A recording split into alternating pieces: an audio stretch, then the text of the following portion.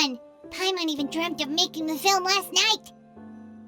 If Paimon remembers right, we're meeting at Hotel de Boer. Let's get going!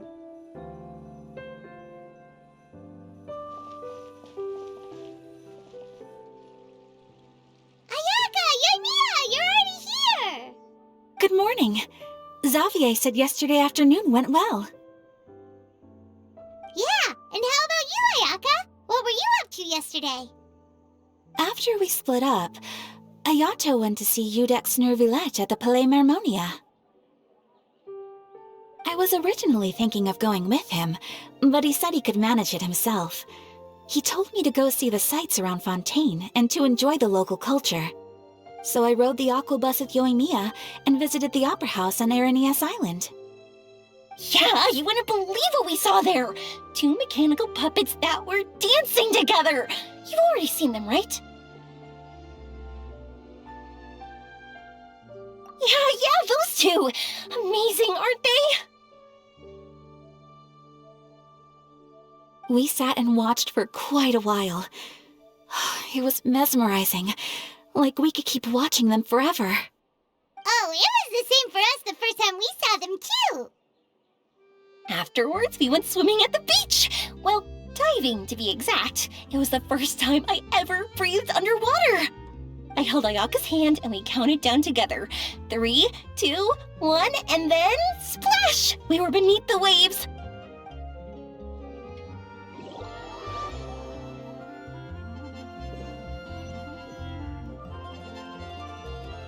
At first, I didn't dare to open my mouth.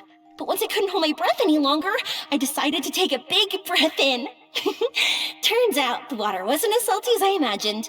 It didn't really taste like anything at all. Before I knew it, I was breathing like normal down there. It was an amazing feeling. Ayaka said I was too nervous and needed to loosen my grip. She got used to everything way faster than I did.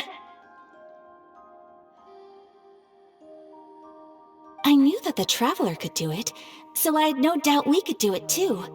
That helped me feel at ease as soon as we dove in. The underwater world in Fontaine truly is beautiful. I love seeing the romaritime flowers blossoming underwater, like little candles lighting up the streets at night. Yeah, and there were so many creatures that we've never seen in Inazuma. Like those fish that shimmer like a sword blade. Whoosh! Oh, and those big fish that call when they see people. Ooh. Oh, you mean Hunter's Rays and Blubber Beasts! I just love the name Blubber Beast. Just wait till Pops and the others hear about this. They probably won't believe a word I say.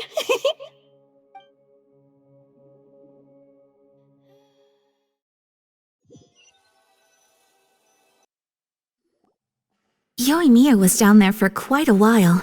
It was dark before we finally rode the aquabus back to the city. I figured she'd want to sleep in today.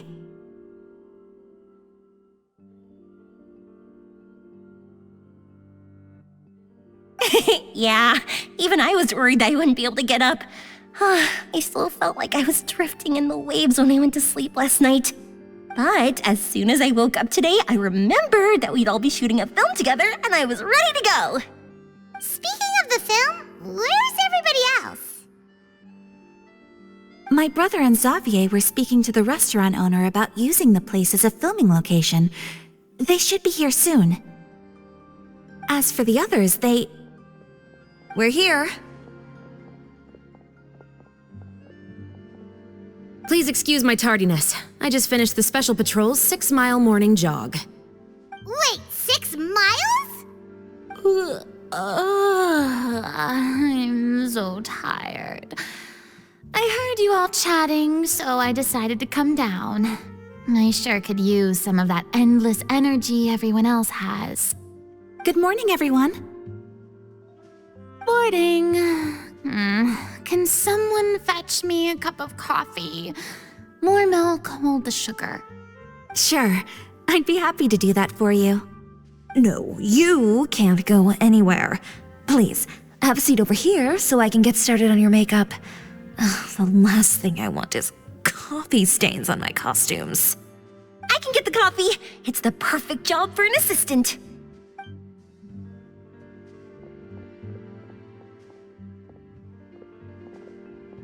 Has so much energy. Seriously, what's her secret? Oh, you and Mia's always like that. But you sure look exhausted, Farina. It's because you're not used to waking up so early, huh? Of course not. I spent the whole night reading the novel from cover to cover, marking sections that either need to be omitted or adapted. Wow, Paimon didn't expect you to be so thorough. Well, I was the biggest star in all of Fontaine after all. It takes more than just a pretty face to earn a reputation like that. I know how to get serious when the situation calls for it. I went all out when I was acting as an Archon, so why wouldn't I do the same for my own life? Here's your coffee, Director Farina.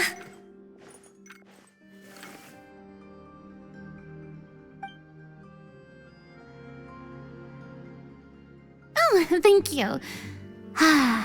The sound of being called director and the aroma of coffee feels almost as refreshing as hearing the birds chirping in the morning. It seems everyone has managed to arrive on time. We've reached an agreement with the restaurant owner. We are free to use the second floor to shoot our film. Really? That's great! He is really looking forward to our film and hopes that providing his restaurant as a filming location will attract more customers. Well then, Mr. Xavier, I'll leave the rest to you. Okay, thanks. First, I'd like to introduce our new members. This is our prop manager, Veronique. She'll be in charge of all the film's props and items. And this is Bonneau, our lighting technician. He'll be in charge of lighting and illumination to set up each scene's atmosphere. Wow, sure feels like we have some real professionals joining the crew now. First of all, please allow me to first express my sincerest gratitude to everyone in the crew. When my investor informed me yesterday that he wouldn't be able to provide the funds, I really thought that this was the nail in the coffin for this film. I had no idea that I'd find so many people willing to help me on such short notice. Thank you. Thank you all from the bottom of my heart. No need to be so cordial, Mr. Xavier. We're all honored to be a part of this. Your works made a profound impression on me when I saw them back in Inazuma.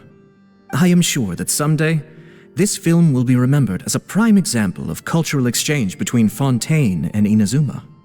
Yes, the story is the reason I agreed to join. I can't bear to even imagine what this film would look like without the very best director. Anyway, I would like to make a promise to everyone that as the producer of this film, I'll do whatever I can to ensure that everything goes as smoothly as possible. This is not just my film. It also embodies the thoughts and feelings of every person here, as well as the endless effort we are about to pour into it. So, without further ado, the Two Musketeers will officially begin filming now! You may take it from here, Director Farina. All right, listen up, everyone.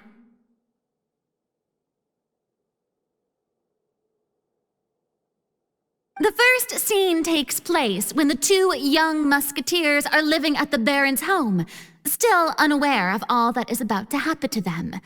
We'll need props and lighting to set the scene. Our lead actors can go get their makeup done, and extras, please take this time to go over your positions. Whoa, seems Farina's really kicking things into gear as the director. Is everyone clear? I don't want anyone traipsing around the set like umbrella finches. All right, cameras will start rolling as soon as the set is ready. Let's make a film that'll make some serious waves in Fontaine. Not the kind of waves that drown people. I mean, the good kind of waves. Seems like she's still a bit traumatized by that. Anyway, let's go see if there's anything we can do to help.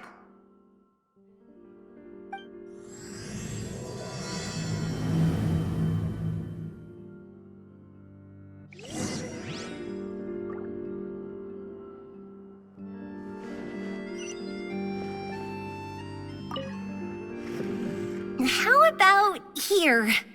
A little more to the left. You got it.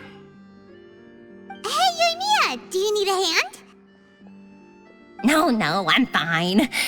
You know, doing the lighting is kind of like designing a fireworks show. It's interesting to imagine what kind of atmosphere the lights will create. I heard that the Traveler will be operating the camera and Paimon will be the clapper loader, right? Those roles are just perfect for the two of you. Really? Is that because it'll be easy for Paimon to hold the clapperboard while flying? Well, sure, there's that, but that's not exactly what I meant. I just think that after all your journeys together, you two must have developed a super close bond and just naturally know how to work with each other. If I'm not mistaken, the director will want the cameras rolling as soon as the clapperboard goes clack.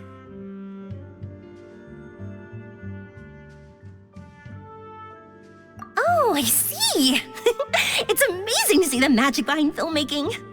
Yoimiya, we need lights over there too. Oh, on it! I've got to get back to work. Chat with you later. Oh, it's exciting to see so many people working together to bring the film to life.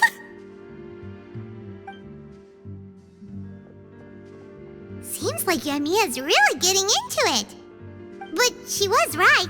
We do have a super close bond, don't we? Paimon's really happy to hear that.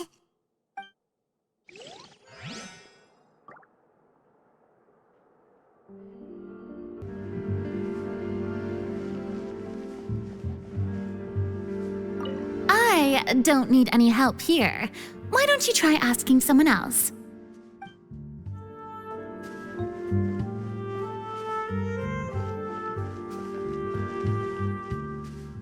Ah, so this is what a musket looks like.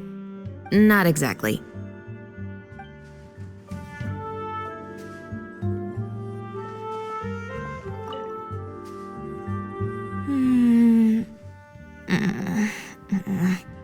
Ayaka has mentioned you to me before.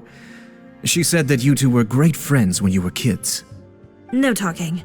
I'm thinking about how to do your eyeshadow. Ah, yes. To help me really look the part.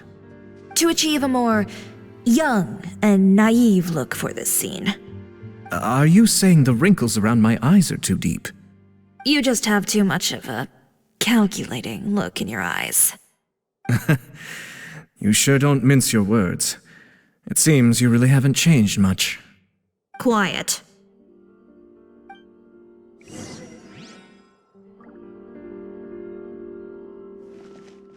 I'm so annoyed.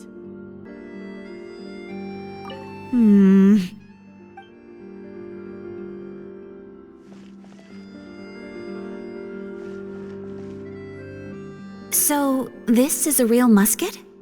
No, it's just a prop weapon. Not bad. Have you seen a real musket before? Only in books and newspapers. I made this one based on the relative shape and proportions I saw in reference images. When we're filming, some special gunpowder will be applied around the muzzle, which will help create the flash and smoke effects of a real gun being fired. Which means it'll be up to the actors to portray the recoil. That's right. The sound effects for gunshots will also be added in post-production. Thank you, Veronique. I think I know where to start now. However, the musket's gears and firing pin could still use some work. Adding some wear on the metallic components will make them appear more realistic. Also, be sure to rub the muskets with some oil each time before we start shooting. That'll give the impression that the firearms have been well maintained. Good point. You seem to know a lot, Miss Chevres. I assume you use these types of firearms on a regular basis? Yes, I perform routine maintenance on my weapons every day. Just like we as people need to eat and sleep, muskets need to be cleaned and maintained. I also perform similar care for my sword every day, and familiarize myself with its shape and weight, to the point where it feels like a natural extension of my body. Yes, this way, our weapons will never betray us in the heat of battle. Yes, well said. It seems we have the same philosophy on this topic. Oh, sounds like they found a common interest to talk about. Though these props differ from the muskets I use, I can still give you some pointers. Good. I look forward to your instruction. First and foremost, never point the weapon at anyone, regardless of whether it's a real or prop weapon or whether you're holding it or it's on the table. This holds for any time when you're not actively engaging an enemy. Okay, understood. When aiming the musket, extend your arm so that it's level with your shoulder and use your eye to look down the weapon's sights. Like this? Not bad. Now, try saying your lines. This is the end of the road for you. Good. Now turn your body a little. That way, you'll give your enemy less of a target to work with. And relax your shoulders. Here, allow me to demonstrate. This is the end of the road for you. Excuse me, Miss Chiori. Director Farina, there's something I wish to discuss with you. Oh? What is it? Like this? Yes, much better. What do you think? I do see your point. But are you sure you wish to do this? I believe it would be most fitting. Well, if you insist. All right, I understand.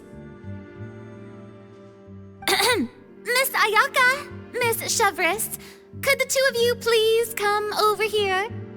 Huh? What's going on? Are we gonna start filming now? Let's go see. What is it? I have a question for you, Miss Chevris. Would you be willing to play the role of a musketeer? What? To clarify, I would like to turn over my role to Miss Chevris. But brother... Don't worry, Ayaka. I actually view this as a good thing. I was becoming troubled trying to set aside some time to speak to the staff at the Palais Mermonia. I would like to have some conversations about the cultural exchange between our two countries, and I've heard that the bureaucratic process here can get rather complicated. Now, I will be able to focus on my work. Besides, you also know that I'm not really one for public performances. Are you really sure? From a director's point of view, I also felt like the relationship between the two musketeers in the original story could be improved. The older brother in the story plays the lead role with his overbearing character, but this causes his character to overshadow that of his sister, and the theme of the two supporting and relying on each other isn't conveyed very well. But if we were to change the siblings to two sisters of a similar age, then that aspect of the story might come through more clearly. Also, I've seen you instructing Ayaka. That cold and dignified personality is exactly what we need for the older musketeer. Of course, even with all these insights, the decision should still be made by Miss Chevris. Chevros mentioned that she really likes the story, right? Paimon bets that she'll take the role.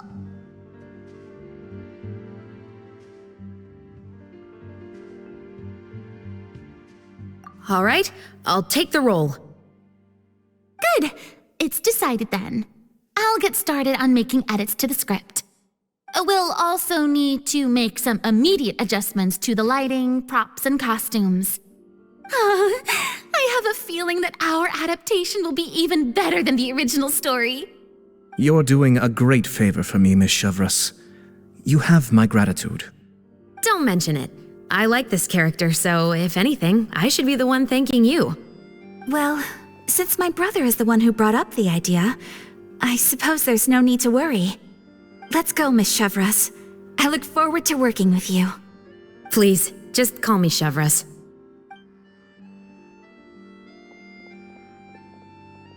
Seems like you're really going out of your way to solve the problem I was having with your makeup.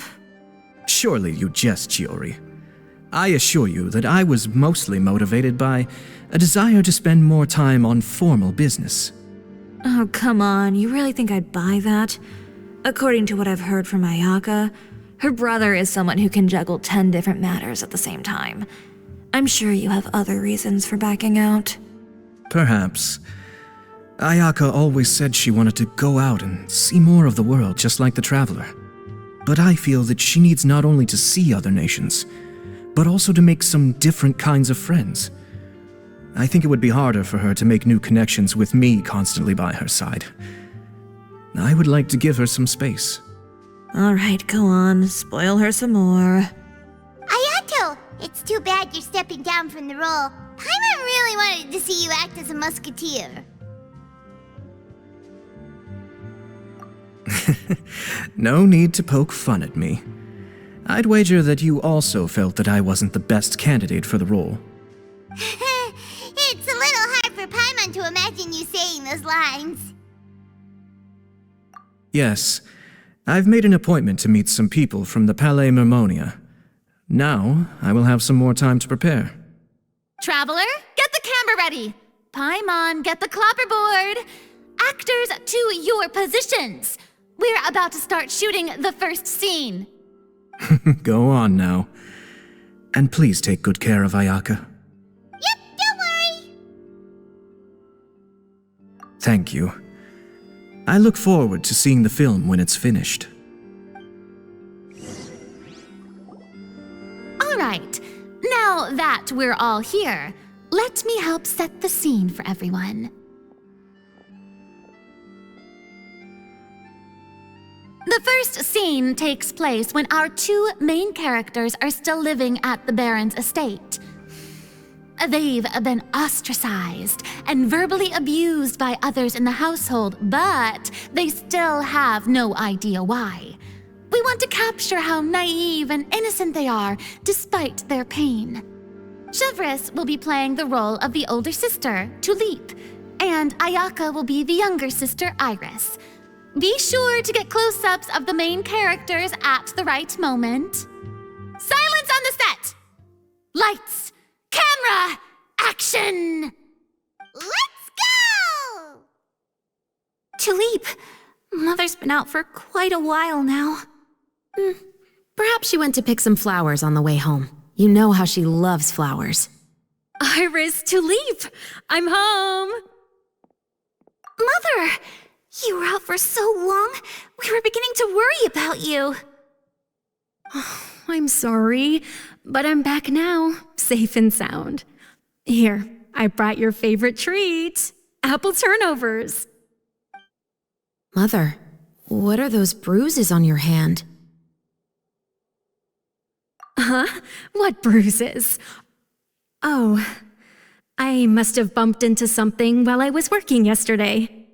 But I didn't notice them this morning. Then perhaps they're from when I accidentally tripped when I was out just now. By the way, did you have fun playing at home? What's the matter, Iris? Well, we've realized that no one really wants to play with us. They even took Iris's doll and spat at us. And they even called us names. They said we were... Shh! It's all right, don't worry. Girls, listen to me. It doesn't matter what anyone says. Don't listen to them. No one can define you with such words. You both have wonderful lives ahead of you. Just like your names. You will both blossom like beautiful flowers. Maybe your time to blossom hasn't quite come yet, but one day, you two will bloom more beautifully than anything else. Don't let the soil you're in now ruin your future beauty. Understand? My dear daughters. And cut! Not bad. The actors' emotions were all on point. Let's keep that take. Also, if our clapper loader could avoid shouting at the start of the scene next time.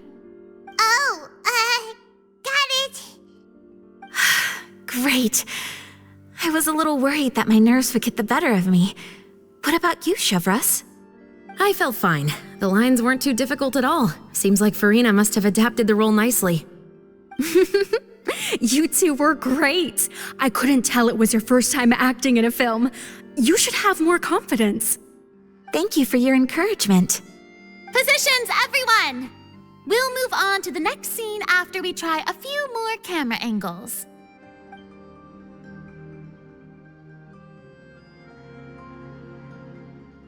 This scene is when our two characters return home, only to discover their mother has been murdered. Ready? Lights! Camera! Action! Mother, we're back! Mother?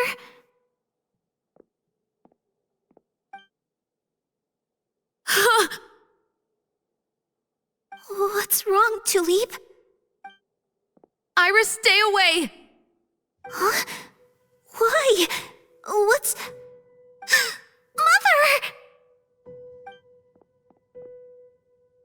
Mother... She's...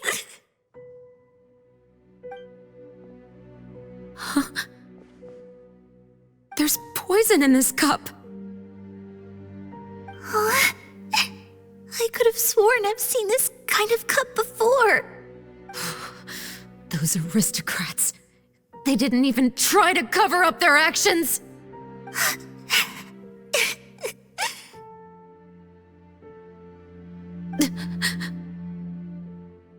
Iris, we need to leave this place. Leave? But now that Mother is gone, where can we even go? Anywhere. All I know is that we can't stay in this house. But are we just going to let them get away with this? We'll have our revenge, I promise you. Just not right now.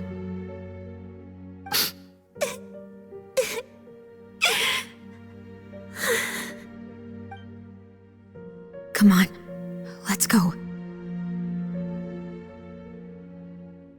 No, wait. We can't just leave Mother here like this. At least let me leave this rose with her. That's why we went out in the first place. To buy her this flower. All right. Goodbye, Mother. We'll avenge you. Someday. And cut! Beautiful! Great performance! Oh my, you're so amazing, Ayaka! And were those real tears I saw? How did you do it? I was surprised too. Thank you for the kind compliments.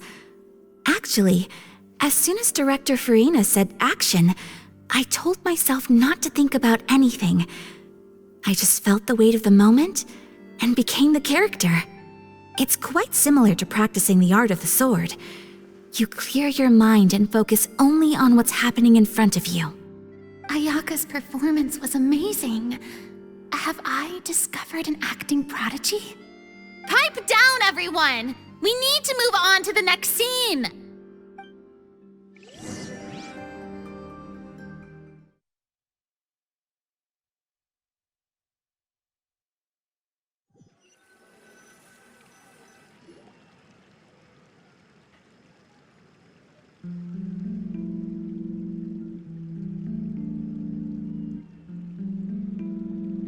Huh? Are we done already? But Paimon wants to keep playing with the clapperboard. How do you feel, Traveler? Is your arm sore from holding the camera all day? Good work, you two. You too, Shivers. You were quite the actress today. I've read this novel many times before. I have a good grasp of my character's mindset. Anyway, do you remember my request from yesterday? Oh, right! We were having so much fun that Paimon nearly forgot! You have a case where the murders seem really similar to the cases in the novel, right? So, how are they similar exactly? In the story, the main characters grow up to become two musketeers, always using their guns to carry out their revenge. And on each of the victims, they place a rainbow rose as a signal that they've returned. Yes, that's correct. We found rainbow roses just like in the novel. Seems like you're connecting the dots now. Oh, that does sound pretty concerning. Especially after seeing the script today. Ooh, now Paimon can't stop wondering what kind of ulterior motive the murderer might have. What do you think, Traveler? You're smart. Paimon wants to hear your thoughts. Good. On behalf of Fontaine's Special Security and Surveillance Patrol, thank you for your dedication to justice. There's no time to lose. We should start investigating right away. Follow me. Huh? Right now? Well, we just got done filming all day. Paimon's so tired. The most valuable intel always comes after nightfall. They are like small, remote islands in the middle of the sea. If you don't stay vigilant, you will pass right by them in the fog. That's how one of my favorite books always puts it, at least. So, where are we going right now? Let's start by checking out some workshops that sell mechanical components. If the culprit is making their own weapons, it's very likely that they'll visit those sort of places.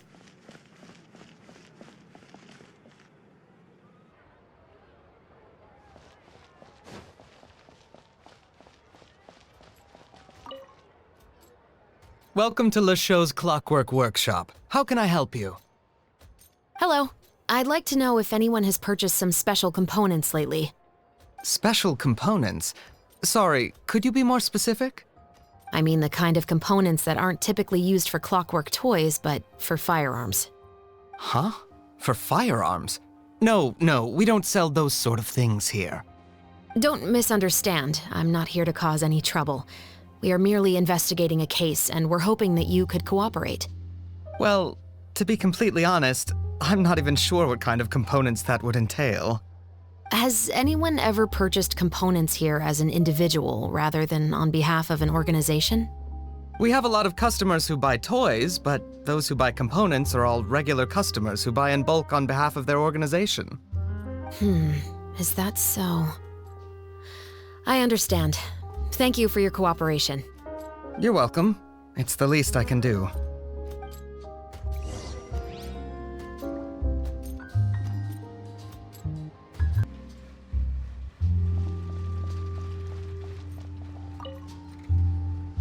Oh, hey, Chevris. Run out of oil for your musket again?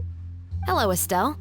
I want to know if anyone has come to your shop recently to order some firearm components. Oh, is this another case? Let me think. I don't think so. Some people have requested that I make some prop guns for the Fontaine Film Festival, but I refused all of those requests. Oh? Why's that? Because there's no profit! I only make things here that can do some real heavy lifting. I don't have the energy to make some new molds just for the festival. Then has anybody come specifically looking for mechanical components? Well, I usually sell off my scrap to the Fleuve Cendre. I don't typically give them to one specific person. I understand. Thanks for your cooperation. Don't mention it. Always happy to have the Musketeers' patronage. Seems like we haven't found any leads to go off yet. Yeah, unfortunately. All right, let's head to Fleuve Cendre next. Huh? Are you sure? People might not be so thrilled to see the captain of the special patrol there. You think so, huh? Then I guess you don't know. Huh? Know what? That I grew up in Fleuve Cendre.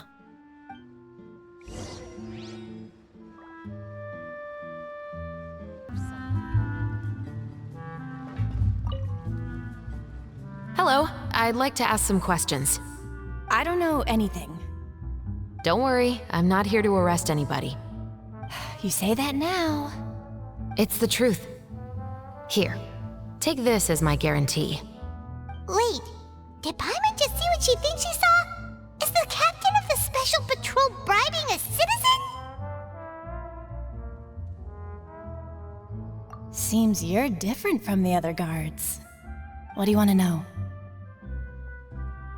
Have you heard anything related to muskets in Fleuve Cendre lately? Anything at all? Muskets, huh?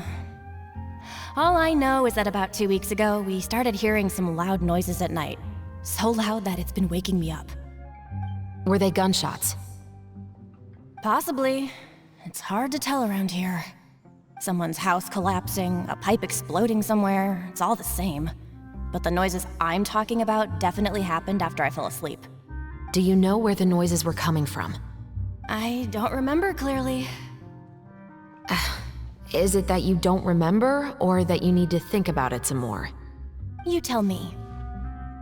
Then please, think about it some more. She's giving her even more Mora! The noises came from the end of the Southern Waterway. I came out and had a look for myself when I wasn't sleeping well, but I didn't dare get too close. That's all I know.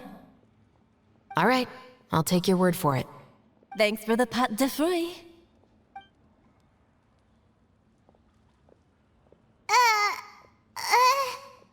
No need to be surprised. I grew up here, remember? I know how to get people around here to talk. Seems you catch on pretty quick. Now then, let's keep going.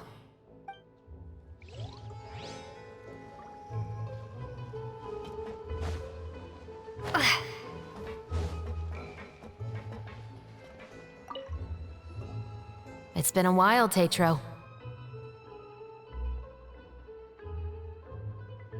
Please, just get on with your request. I want to know if you've heard anybody talking about muskets lately. Information isn't free, you know. I've heard that bandits have been extremely active in the countryside recently, and they've been affecting the delivery of goods to Poisson.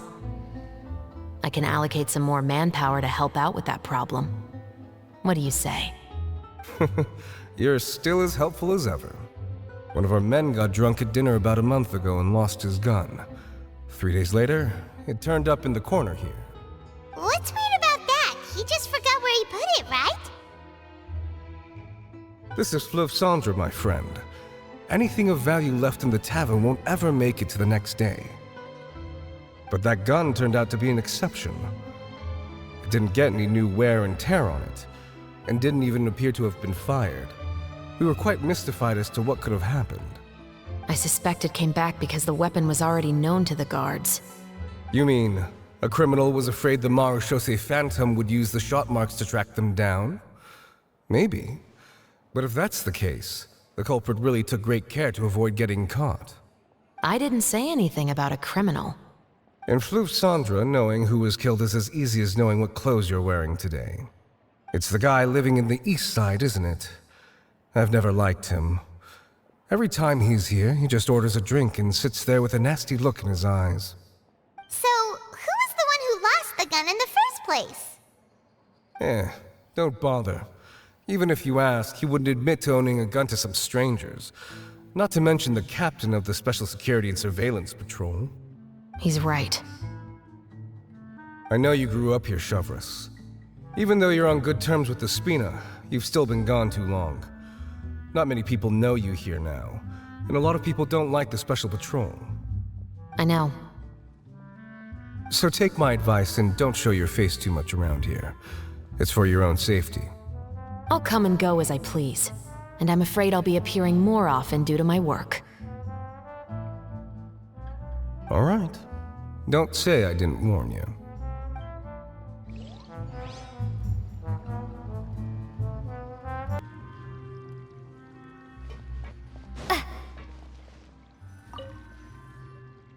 What's all this? Some broken planks and barrels, as well as some liquor bottles? Yes, but have a closer look, Paimon.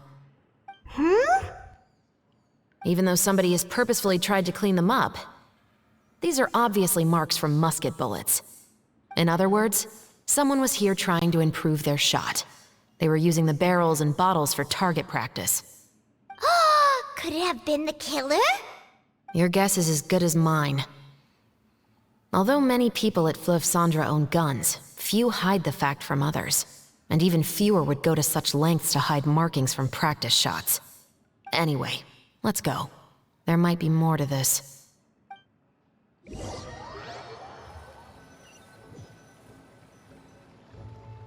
Seems like that's all we'll be able to uncover for today.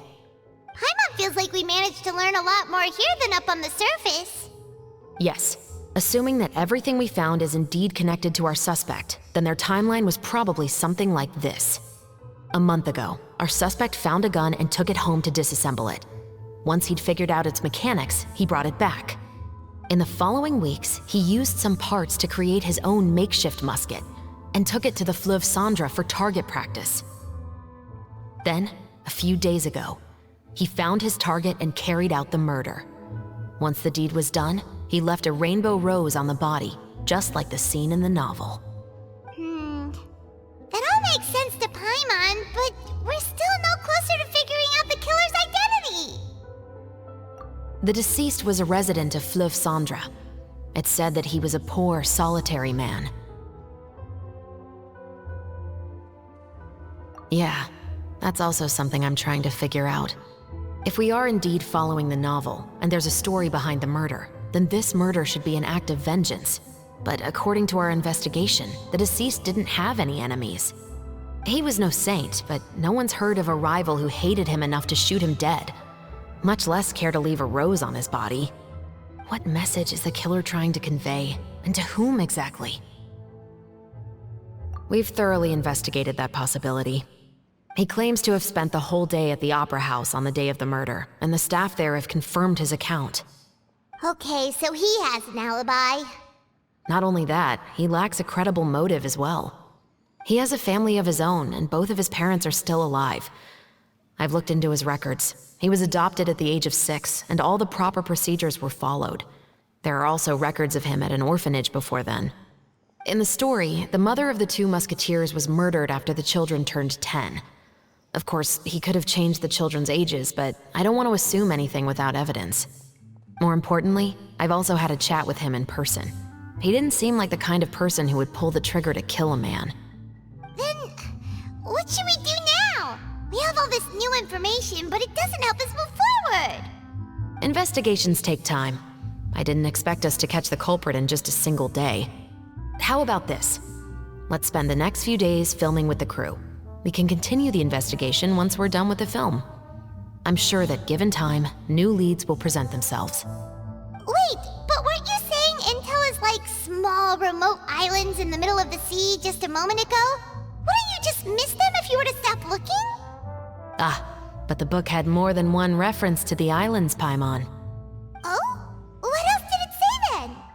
As long as you spend enough time sailing through the fog, you'll eventually come across an island.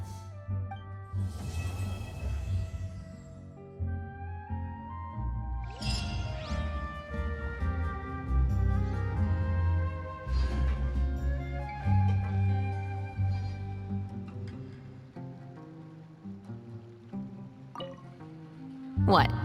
Never thought that the captain of the security and surveillance patrol could come from the Fleuve Cendra?